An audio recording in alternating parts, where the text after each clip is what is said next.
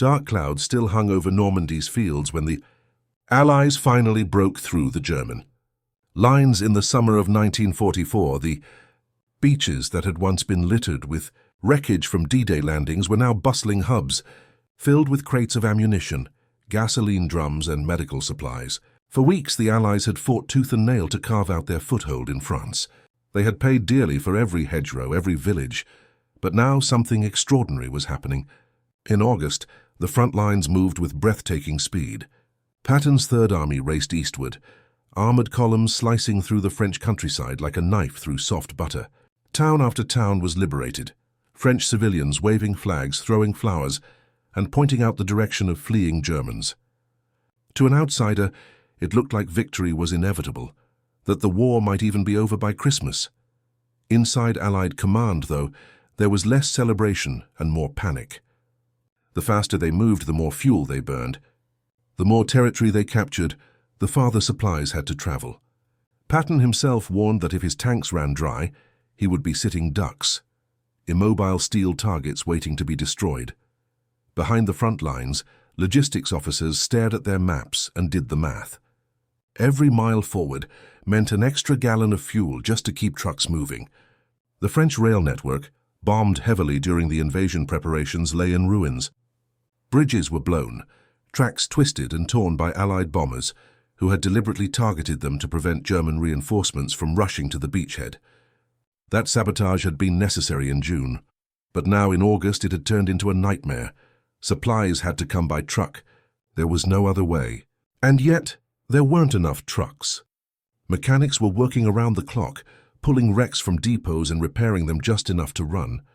Soon they were commandeering vehicles from wherever they could find them, British, Canadian, even captured German trucks pressed into service. German commanders watching this advance were grimly confident.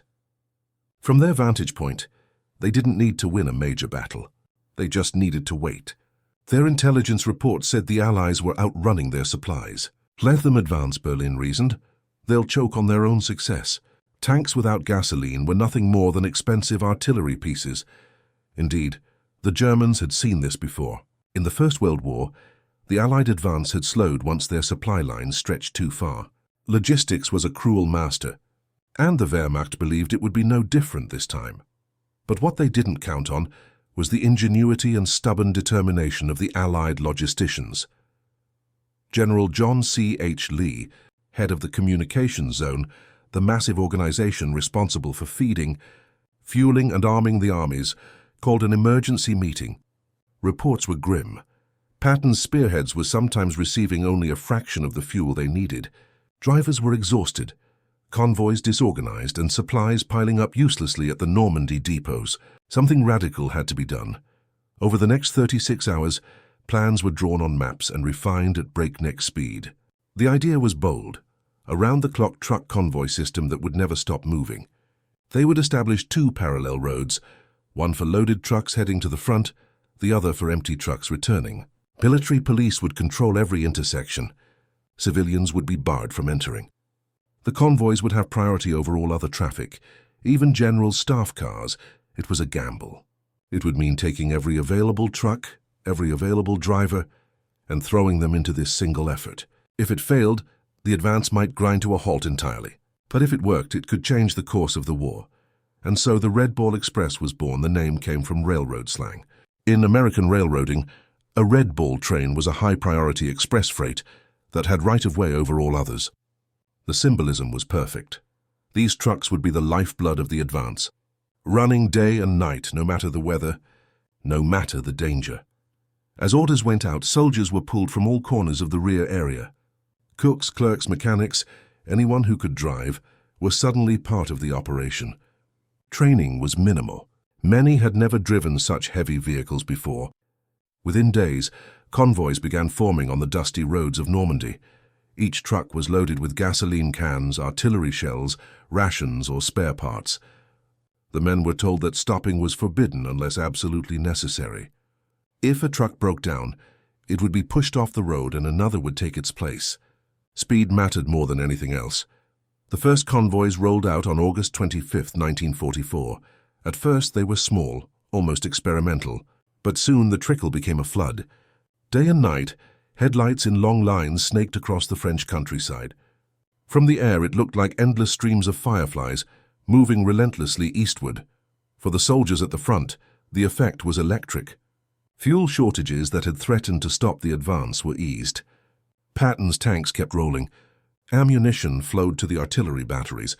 Food reached the men in the foxholes. The Germans, who had waited for the Allied advance to falter, were shocked. Their intelligence officers couldn't understand how the Americans were maintaining such a tempo of operations. Hitler's staff officers argued about whether this was a temporary effort or a permanent solution. But by the time they realized what was happening, the damage was done. The Allies had solved their logistics crisis, and the war was about to change pace yet again. Part 1 closes on this note of urgency and determination. The Red Ball Express had been launched, but no one yet knew if it could sustain the relentless demand of the front. For the drivers who had just taken the wheel, the real test and the danger was still to come. As August turned into September 1944, the Allied advance began to resemble a race that could be lost at any moment. Patton's Third Army, spearheading the drive across France, was devouring supplies faster than anyone had predicted. His tanks consumed thousands of gallons of gasoline each day, and the faster they moved, the more they burned. Inside Patton's field headquarters, the situation was becoming desperate. Maps were spread across tables, supply officers drawing red lines to mark just how far fuel reserves would carry them. In some cases, forward tank units had only enough gasoline for one more day of operations. If they stopped, they risked losing the momentum they had fought so hard to gain. The problem wasn't lack of supplies in Europe. The ports of Normandy were overflowing. Mountains of gasoline drums, ammunition crates, and rations sat in orderly rows near the beaches. But getting those supplies from the depots to the men at the front was proving almost impossible. French railroads remained a twisted skeleton. In June and July, Allied bombers had done their job too well. Bridges collapsed into rivers. Tracks lay torn for miles. What had once been the Germans' most efficient transport network was now useless to everyone. Engineers worked day and night to restore even a few sections. But it would take weeks, even months, before rail could again be the backbone of supply, and so everything had to move by truck. Each day, hundreds of vehicles set out from Normandy, loaded with precious cargo. The roads were crowded and chaotic. Civilians were returning to their villages. Refugees wandered along the shoulders. Livestock roamed loose. Military police struggled to keep order, but bottlenecks formed at every town and crossroads. Breakdowns were constant. A truck might throw a tire or blow an engine halfway to the front, blocking traffic behind it. Drivers, exhausted from long hours, sometimes fell asleep at the wheel. Convoys moved slowly, wasting precious time. And all the while, the fighting armies consumed supplies faster than they arrived. Patton was furious. He believed that war was movement, that if you slowed down, you gave the enemy time to recover. He wired higher command repeatedly, demanding more fuel. "Give me gasoline," he reportedly said, "and I'll put you inside Germany in 2 weeks." But gasoline was the one thing no one could give him in sufficient quantity. At the same time, Allied high command was under political pressure to keep the advance going. Eisenhower knew that every mile forward meant another mile closer to the German border, another mile closer to ending the war. Churchill wanted the drive to continue as far as possible before winter. Roosevelt's advisers urged that momentum was everything. The public was hungry for victory. Yet the mathematics of logistics were cold and unforgiving. No matter what anyone wanted, the trucks could only deliver so much. By early September, Patton's advance slowed to a crawl. In some sectors, tanks were literally towed by other tanks to save fuel. This pause was exactly what the Germans had been waiting for. Inside Hitler's headquarters, reports came in daily. The Wehrmacht staff watched the Allied progress with grim fascination. For weeks they had been thrown into chaos, retreating faster than they thought possible. But now the report suggested the enemy's momentum was faltering. German generals believed they were witnessing history repeat itself. In 1918, during the last great Allied push of World War I, the offensive had stalled when supplies couldn't keep up. Why should 1944 be any different? Field Marshal von Rundstedt argued that this was the moment to strike. If they could counterattack while the Allies were low on fuel, They might trap an entire army group. Hitler was intrigued but hesitant. The German army had been mauled in France and reserves were thin. Still, the possibility that the enemy might grind to a halt was too tempting to ignore. Meanwhile, in the rear areas of the Allied lines, frustration was turning to desperation. General John C. H. Lee, head of the communications zone, toured the depots personally. He saw fuel drums stacked 3 and 4 high, trucks sitting idle because there were no drivers, and convoys snarled in traffic jams. Lee was not a man easily shaken, but he understood that unless something radical was done, the advance would stop altogether. It was during one of these tense conferences that the solution was proposed: a dedicated, around-the-clock truck route, a rolling pipeline of supplies that would never stop moving. The idea was revolutionary for its time. Instead of scattered convoys, there would be one continuous system. Roads would be reserved exclusively for these trucks. Military police would clear all civilian traffic. Loaded trucks would go forward on one road, return empty on another. No mixing, no confusion. There was skepticism. Some officers argued it couldn't be done. There weren't enough trucks. There weren't enough drivers. The roads were too narrow. What about enemy air attacks? But Lee overruled them. There was no alternative. The plan would go ahead, and it would go ahead immediately. Orders went out. Every available truck in the theater, American, British, even captured German, was pressed into service. Men were pulled from kitchen duty, clerical jobs, and maintenance shops. If you could drive, you were a trucker now. The operation needed a name. Someone suggested Red Bull, a term used in American railroading for express freight trains that had absolute right-of-way. The name stuck. From that moment, the Red Bull Express became the top priority of the European theater. In the first days of planning, traffic experts laid out routes on maps with red grease pencil, marking every curve and crossroads. MP detachments were briefed. Signs were painted. Within days, the first convoys would roll. As night fell on September 25, 1944, the roads of Normandy were eerily quiet. The scattered, chaotic traffic of previous weeks had been cleared. Drivers gathered in staging areas. Trucks idling, headlights darkened under blackout covers. They were about to embark on a mission that few of them fully understood. A mission that would decide whether Patton's tanks would roll or rust on the roadside, and somewhere in the distance. The German generals waited, believing that the Allied advance had finally reached its limit.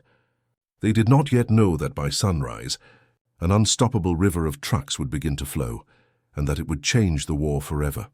The night air was heavy with the smell of gasoline and exhaust fumes as engines growled to life. In makeshift staging areas across Normandy, hundreds of trucks lined up, headlights painted over for blackout conditions, forming endless columns that stretched into the darkness. It was September 25, 1944, the first official day of the Red Bull Express. Military police officers stood at intersections, flashlights in hand, their armbands glowing faintly in the moonlight. They waved convoys onto the dedicated road system that had been carved out over the last frantic days. Signs with big red balls painted on them had been nailed to posts, guiding drivers along the route. From now on, these roads belonged to the Express. No civilian vehicles, no staff cars, no wandering traffic. If a general's jeep got in the way, it would be forced to pull aside. The first convoys rolled out cautiously, engines rumbling in low gear. Many of the drivers were brand new to heavy vehicles. Some had been cooks just days earlier, some office clerks, some mechanics. They had been given only the briefest of training. But there was no time to wait. Every gallon of fuel, every box of ammunition they carried was urgently needed at the front. The orders were simple: do not stop. If a truck broke down, it was to be pushed off the road immediately so traffic behind it could continue. If a vehicle was damaged beyond repair, its cargo was to be transferred to another truck on the spot. The system depended on constant movement, a rolling pipeline that could not be interrupted. At first, chaos reigned. The roads were rough, full of potholes, and drivers struggled to keep formation. Some convoys became separated, trucks taking wrong turns in the dark. Military police worked tirelessly to keep order, shouting directions, waving lanterns, and writing citations for anyone who broke the rules. The drivers faced dangers that went far beyond fatigue. German fighter planes still roamed the skies, hunting for targets of opportunity. Though Luftwaffe presence had dwindled, the occasional strafing run turned a quiet road into a death trap. Convoys were instructed to scatter if attacked, but scattering often meant losing precious time. Mechanical breakdowns were constant. The trucks were driven at maximum capacity, often overloaded with gasoline drums stacked 3 and 4 high. Engines overheated, tires blew out, suspensions failed. Mechanics worked around the clock at roadside repair points, cannibalizing parts from wrecked trucks to keep others running. Despite the chaos, the first day was a success. Over 12,000 tons of supplies were delivered to the front: gasoline, ammunition, rations, medical supplies. Patton's units, which had been down to their last reserves, suddenly found themselves able to move again. Word spread quickly through the front lines. Soldiers watched in amazement as the convoys rolled past, dust clouds trailing behind them, headlights covered, drivers grim-faced and determined. To the men in the foxholes, these truckers became heroes. They were the lifeline of the advance. The operation soon took on a rhythm. Convoys were dispatched at regular intervals like clockwork. Each carried between 5,000 and 6,000 gallons of fuel, or the equivalent weight in ammunition or food. The return road was kept clear for empty vehicles heading back to the depots. By day 3, the route looked like a living thing, a constant stream of trucks, roaring forward in endless succession. Discipline was harsh but necessary.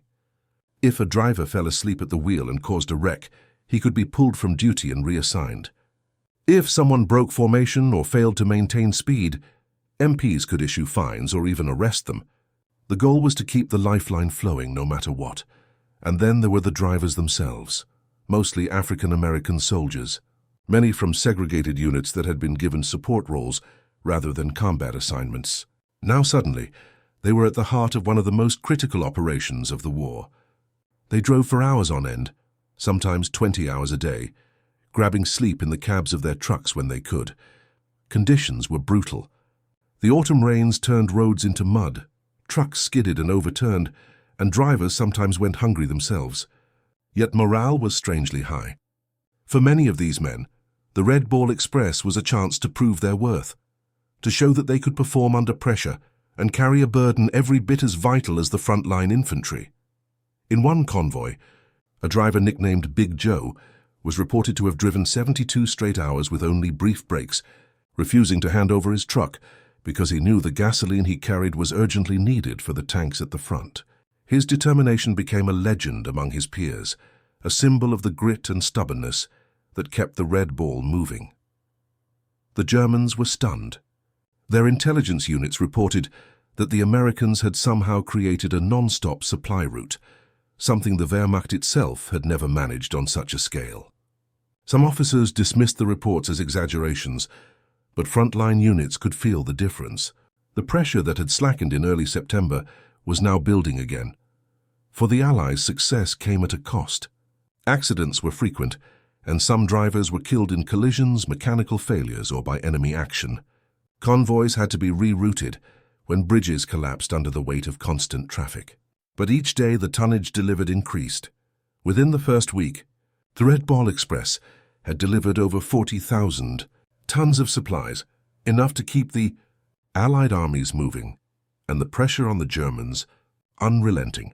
In the headquarters of SHAEF, Supreme Headquarters Allied Expeditionary Force, Eisenhower's staff began to breathe easier. The fear of the advance stalling completely was fading. They had found their solution, a solution improvised in days, executed with relentless energy. But the hardest days were still ahead. The further the Allies advanced, the longer the route became and the more trucks would be needed. Drivers faced exhaustion, enemy resistance, and worsening weather. And still the orders remained the same: do not stop. Deliver at all costs. As September drew to a close, the Red Ball Express was no longer just an experiment. It was a juggernaut, roaring day and night through the French countryside, the very heartbeat of the Allied advance. And for the drivers in those convoys, there was no end in sight, only more miles, more cargo, and the knowledge that the fate of an army rested on their hands. By early October 1944, the Red Ball Express had transformed from a desperate experiment into a living machine, a river of steel and rubber that pulsed day and night across France. Its route stretched hundreds of miles now, snaking from the Normandy depots to the rapidly moving front. The roads themselves had taken on a strange, almost ritualistic life. Dust hung in the air like fog during the day, coating everything: trucks, drivers, even the food they ate. At night, the blackout headlights created an eerie glow, endless dotted lines of light creeping through the darkness like fireflies on parade. Every morning before dawn, staging areas came alive with the sound of engines coughing to life. Mechanics worked with oil-stained hands, tightening bolts, patching tires, coaxing another day's worth of service from trucks that had already been pushed far beyond their limits. Many of these vehicles had been designed for peacetime transport, not for weeks of relentless overloading. Springs sagged, radiators boiled, gearboxes screamed in protest, but they rolled because they had to. Discipline had hardened. Convoys now moved with military precision, each truck keeping strict spacing, each driver trained to respond instantly to MP signals. Military police checkpoints dotted the route, standing like sentinels. They carried authority to stop even a colonel's jeep if it interfered with the flow. The express had become the very definition of priority. But the cost of that priority was steep. Drivers lived in a state of permanent exhaustion. Many averaged 4 hours of sleep a day, some even less. Coffee became their constant companion. Drivers swapped stories of hallucinations on the road, seeing phantom trucks or people in the darkness, and then snapping awake just in time to avoid a crash. The long hours and monotony took a toll on their nerves, and yet they pressed on. There was pride now among the drivers. They wore their dust like a badge of honor. Some painted slogans on the sides of their trucks: Hitler's nightmare, Berlin or bust, or simply Red Bull or nothing. Competition grew between convoys to see who could make the fastest turnaround time. The roads were dangerous, even without enemy fire. Trucks overturned on sharp curves, tires blew out under the crushing weight, brakes failed on steep hills. In some cases, trucks loaded with gasoline erupted into fireballs after a collision, turning night into day and leaving only charred wreckage behind. The risk was constant, but so was the mission. Among the drivers, stories of heroism spread quickly. There was the tale of Private William King, whose truck caught fire while carrying gasoline drums. Instead of abandoning it, he managed to steer it off the road and into a ditch, sacrificing himself but saving the rest of the convoy from certain disaster. Another driver, Sergeant Eddie Carter, became famous for making a record-breaking 450-mile round trip without rest, carrying critical ammunition to an artillery battery that was about to run out. When he arrived, the gun crews cheered and immediately began firing the shells he had just delivered. These acts of courage were not rare. They were the lifeblood of the express. Each driver knew that a delay might mean a tank without fuel, a platoon without rations, or a wounded soldier without medical supplies. For many of the African-American drivers, this was also a deeply personal fight. Segregation was still the law in the U.S. Army. They ate in separate mess halls, slept in separate quarters, and were often denied combat roles. But here on the road they were indispensable. The success of the entire Allied advance rested on their shoulders. Letters home reflected a growing sense of pride. "Mama," one driver wrote, "I might not be in the fighting, but I'm keeping them fighting. Every mile I drive is a mile closer to ending this war." German intelligence continued to watch the situation with disbelief. Reconnaissance flights reported endless convoys, seemingly without end. One German officer reportedly wrote in his diary, "The Americans have built themselves a railway on wheels. Where does it end?" But the Red Ball Express was not without its limits. The longer the route grew, the more trucks were needed just to maintain the same flow. Breakdowns multiplied. Spare parts were in constant shortage. Fuel for the trucks themselves became a problem. They burned enormous amounts of the very gasoline they were delivering. By late October, some officers worried that the system might collapse under its own weight. But General Lee and his staff refused to let that happen. They added maintenance stations, set up field kitchens along the route, and rotated drivers as best they could. Every improvement made the system more efficient. What had once been an improvised gamble was now a masterpiece of logistics. The frontline troops felt the difference. Instead of waiting days for supplies, they now received them in hours. Patton's tanks were back on the move, artillery batteries firing without fear of running dry. The war machine was running at full speed once again. Still, everyone knew that the Red Ball Express was running on borrowed time. Winter was approaching, and with it rain, mud, and freezing temperatures that would turn the roads into quagmires. Every mile forward meant the line stretched thinner. But for now, in October 1944, the Red Ball Express was unstoppable. It was more than a convoy system. It had become a symbol. To the men driving those trucks, it was proof that they were part of something bigger than themselves. To the men at the front, it was a promise that they would never be left without what they needed to fight.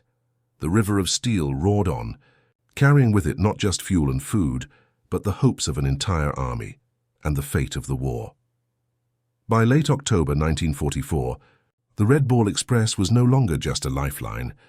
It was a culture, a world of its own, and its drivers were the beating heart of that world. One of those drivers was Private Joe Thompson. Joe was just 20 years old, fresh from Alabama, and had never been farther from home than Birmingham before the war.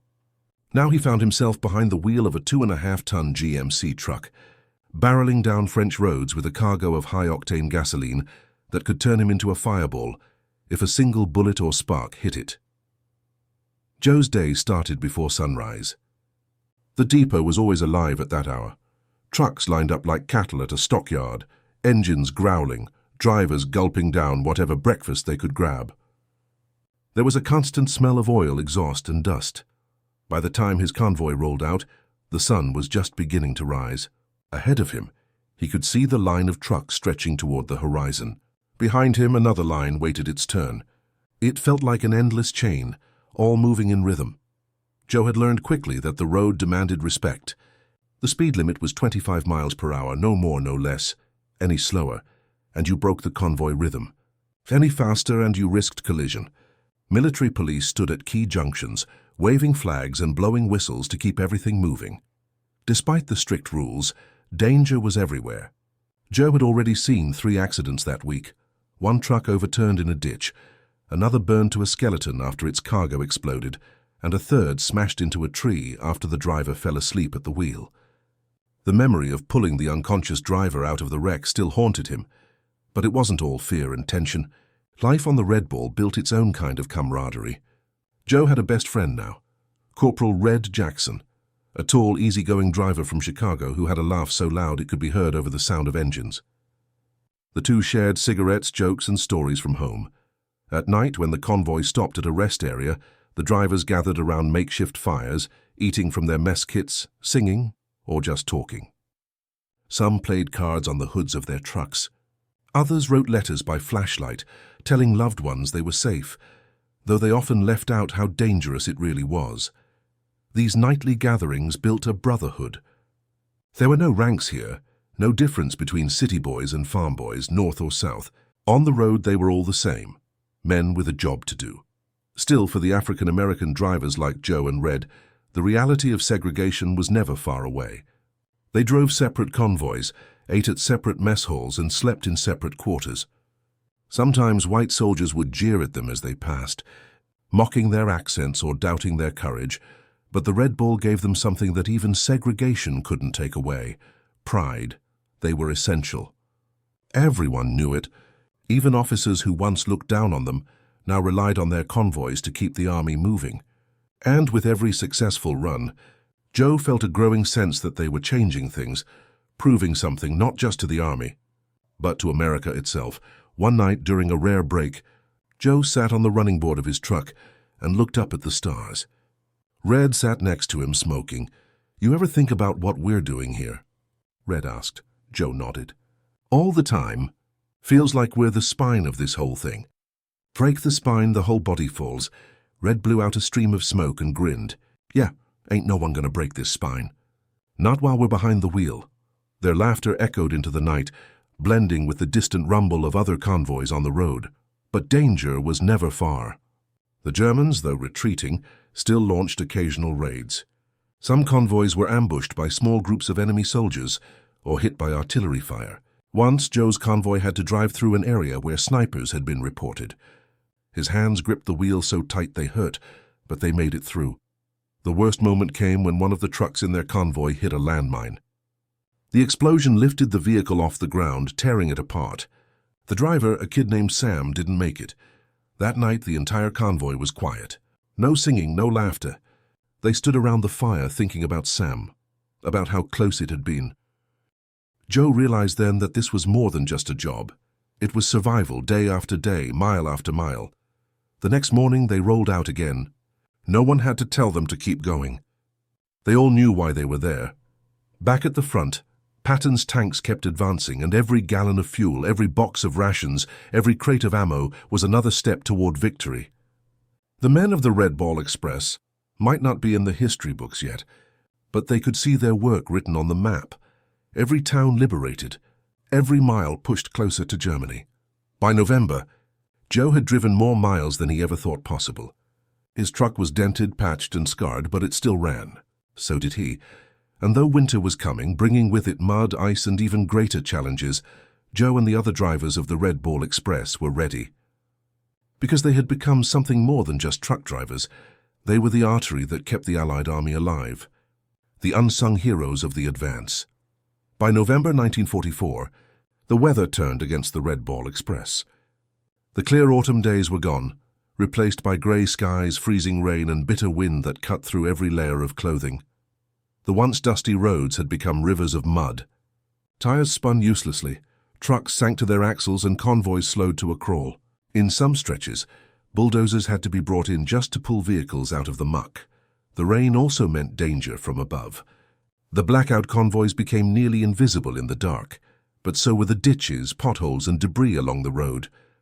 Drivers had to squint through half-fogged windshields, trusting the tiny slits of light from the truck ahead to guide them. Private Joe Thompson felt every mile more than ever now. His hands were numb on the steering wheel, his clothes permanently damp. The cold seeped into his bones during overnight stops, where he and the others huddled near engine blocks for warmth. Exhaustion deepened. 4 hours of sleep had been hard in summer. Now in winter it was almost impossible. Drivers often slept sitting upright in their trucks, engines idling just to provide a little heat. The trucks themselves were suffering too. Mud-clogged radiators, engines froze, transmissions broke under the constant strain. Mechanics worked around the clock, often in ankle-deep mud trying to keep the fleet running. Spare parts were scarce, so they improvised, using wire, wood, even pieces scavenged from wrecked trucks. Enemy action, though less frequent, was still deadly. German planes were rarely seen now, but they struck whenever they had the chance. One cold dawn, Joe's convoy saw a lone Messerschmitt streak across the sky. The planes dropped a few bombs on a bridge ahead, destroying it completely and cutting the route. For 2 days, engineers worked frantically to build a makeshift replacement, while convoys backed up for miles. Joe sat in his cab, eating cold rations, waiting, listening to the endless grumble of idling trucks.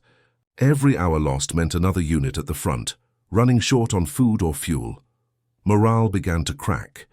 Some drivers went AWOL, sneaking away from their units in search of warmth, rest, or simply escape from the grind. Others collapsed from sheer exhaustion.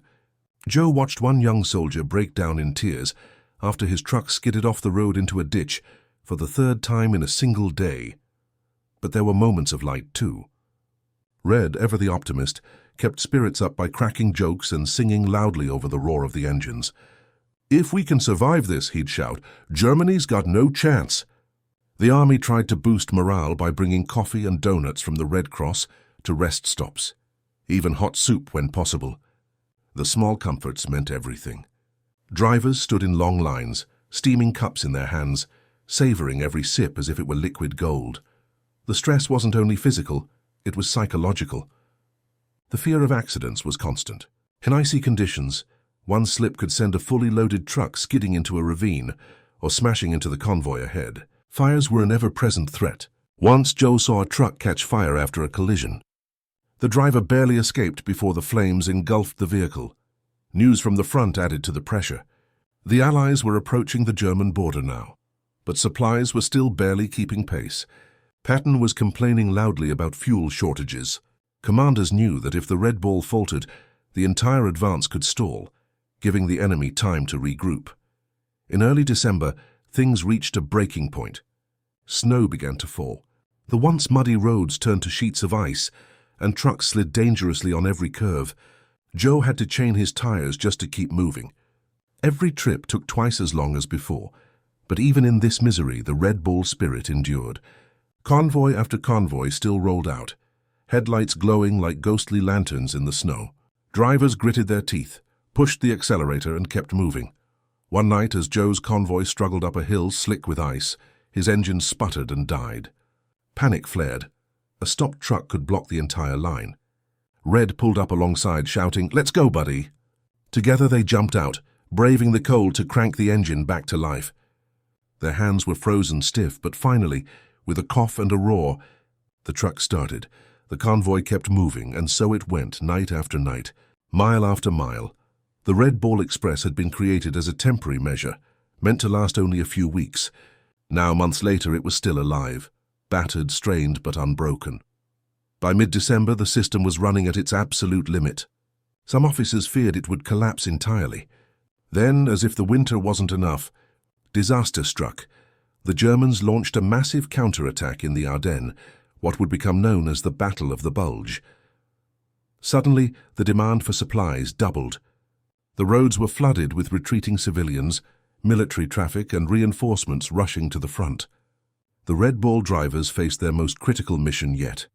Joe sat in his cab, snow falling softly around him, listening to the distant rumble of artillery. The war was far from over, and the road ahead had never been more dangerous. But he knew one thing: the Red Ball Express would roll.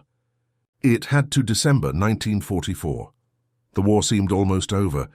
Allied troops were across the German border, many believing they'd be home by Christmas. The Red Ball Express, though battered by months of work, was still grinding forward, feeding the advance. Then on December 16th, the Germans struck back. They came through the Ardennes, a place the Allies thought impassable in winter, with tanks, artillery and infantry in a massive surprise attack. The quiet front erupted into chaos.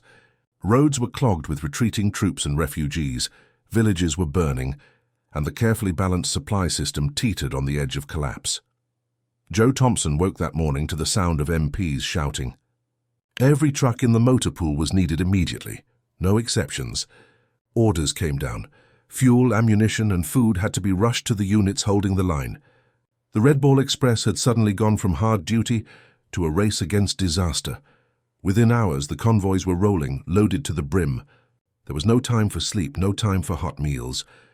Drivers wolfed down cold rations with one hand while steering with the other. The weather made everything worse. Snow fell in heavy sheets, blinding the drivers. The roads were now narrow ribbons of ice, bordered by dark forests where German patrols might be lurking. The fear of ambush was constant. Joe gripped his wheel so hard his knuckles turned white. Ahead, Red's truck plowed forward, its chained tires throwing snow and slush into the air. The convoy moved like a single organism, headlights dimmed, engines roaring. Halfway through their first run, they heard gunfire up ahead. A German raiding party had opened fire on another convoy. Joe felt his stomach tighten, but they kept moving. Stopping meant disaster, and they knew it. At one point, they had to cross a bridge that was being shelled by enemy artillery. The MPs at the bridge waved them through, shouting, "Keep going! Don't stop for anything." Joe drove across, heart pounding, as explosions lit the night sky. The bridge shook under him, but somehow held. On the far side, he saw a shell crater where another truck had been hit just minutes before. When they finally reached the supply dump near Bastogne, they were met by exhausted infantrymen who cheered at the sight of them. "We thought we were cut off," one soldier shouted as Joe's truck was unloaded. The gasoline he had carried would keep the tanks running for another day, and the crates of ammunition would keep the artillery firing. There was no time to rest. Within an hour, the convoy was heading back for another run. The line had to be held, and that meant more fuel, more ammo, more food. For days, the Red Ball Express ran at a pace no one thought possible. Trucks were driven until they broke down, then repaired on the roadside or cannibalized for parts. Drivers were pushed to their physical limits, some staying awake for nearly 48 hours straight. Joe lost track of how many trips he made. The world became a blur of snow, headlights, and the constant drone of the engine. He saw burned-out trucks by the roadside, some still smoldering. Once he passed a wreck where the driver hadn't made it out in time, a grim reminder of what was at stake. But there were victories too. At one point, the Germans captured a vital crossroads threatening to cut off the supply route entirely. Within hours, engineers built a new bypass road through frozen fields, and convoys were rolling again. Joe drove that road the very night it was finished, his truck bouncing wildly over rough ground. Red kept spirits up with his booming voice, calling out over the engine noise, "This is it, Joe. This is why we're here. Hold on tight. We're going to drive right through to Berlin if we have to." The drivers became legends among the infantry. Soldiers would wave and cheer whenever they saw the trucks coming, shouting, "Here comes the Red Ball." To those on the front line, the sight of those convoys meant survival. By Christmas, the German advance had stalled. Patton's forces, fueled in part by the endless runs of the Red Ball Express, had broken through to relieve the surrounded troops at Bastogne. On Christmas Eve, Joe sat by the side of his truck, sipping a cup of lukewarm coffee. Snow was still falling, but somewhere in the distance he could hear church bells ringing. For the first time in weeks he allowed himself to smile. The road had been hell, but they had done it. The line had held. Red came over, grinning despite the dark circles under his eyes. "Merry Christmas, Joe. Guess we're the reason Santa made it through this year." Joe laughed, tired but proud. For the first time, he felt not just like a truck driver, but like a soldier, a man who had helped decide the outcome of a battle. And though the war was not yet over, he knew that the Red Ball Express had just passed its greatest test. January 1945 brought a turning point. The German offensive in the Ardennes had been crushed. The Allies were once again on the move, pushing deeper into Germany. The front was still dangerous, but the crisis had passed. For the men of the Red Ball Express, the pace finally began to slow. The frantic round-the-clock convoys gave way to more scheduled runs. There was still work to do, there always was, but the sense of desperate urgency had lifted. Private Joe Thompson felt it in the air. The snow was beginning to melt, and the roads, though muddy, no longer felt like a death trap. For the first time in months, he was able to sleep a full night without being shaken awake for an emergency run. But as winter turned to spring, word came down from headquarters. The Red Ball Express would be winding down. New supply lines were being established closer to the front, and railroads that had been repaired were taking over much of the heavy hauling. When Joe heard the news, he felt a strange mix of relief and sadness. The road had nearly killed him, but it had also given him purpose. On the morning of the final convoy, every truck in Joe's unit was lined up in perfect formation. The vehicles were scarred, patched, and worn from thousands of miles, but they still gleamed under a fresh coat of mud-splattered paint. Some drivers had decorated their trucks with chalk messages, "Berlin or bust, the last ride, goodbye Red Ball." Red, standing beside his truck, grinned. "One more for the history books, Joe." The convoy rolled out just after dawn, engines rumbling like they had so many times before. The route was familiar, every curve and checkpoint etched into memory. MPs saluted as they passed, perhaps sensing the significance of what they were seeing. When they reached the depot near the front, the unloading crews worked quickly, just as they always had. But when the last crate came off, someone shouted, "That's it, we're done." For a moment, there was silence. Then, spontaneously, the drivers began to cheer. Horns blared, men clapped each other on the back. The long nightmare of endless runs was finally over. That night, Joe and Red sat by a small fire, sipping coffee and staring into the flames. Neither said much. There was nothing left to prove. "I guess this is it," Joe said quietly. "Yeah," Red replied. "But we did it. Every damn mile of it." They both smiled, knowing exactly what the other meant. When the war finally ended in May 1945, Joe was already back in the United States, waiting to be discharged. The first thing he noticed was how quiet everything seemed. No engine noise, no MPs waving him forward, no endless chain of headlights. But the Red Ball Express had changed him. He walked with a straighter back now, spoke with more confidence. He had been part of something that mattered. For many African-American drivers, the experience had been transformative. In a segregated army that often denied them respect, they had proven themselves indispensable. Historians would later write that the Red Ball Express delivered 400,000 tons of supplies in just a few months, enough to keep Patton's army moving all the way to the Rhine. In the years after the war, some of the drivers went back to their old lives, working farms or factory jobs. Others stayed in the military, using their experience to build careers in logistics and transport. Joe went home to Alabama, bought himself a second-hand truck, and started a small hauling business. Every time he climbed into the cab, he thought about those days in France, the snow, the mud, the danger, the brotherhood. Sometimes on quiet nights, he would take out a photograph from those days, him and Red standing by their trucks, covered in dust and grinning like madmen. The Red Ball Express didn't just deliver fuel and ammunition. It delivered victory. It was the invisible force that kept an army moving, a story of grit and endurance that few outside the military ever fully understood. And though the road was gone, the memory of that endless line of trucks, roaring through the night, headlights glowing like a string of stars, would stay with those who drove it for the rest of their lives. Joe often told his children, "We weren't in the headlines, but we were the reason the headlines happened." And somewhere, on a road half a world away, the sound of those engines seemed to echo forever.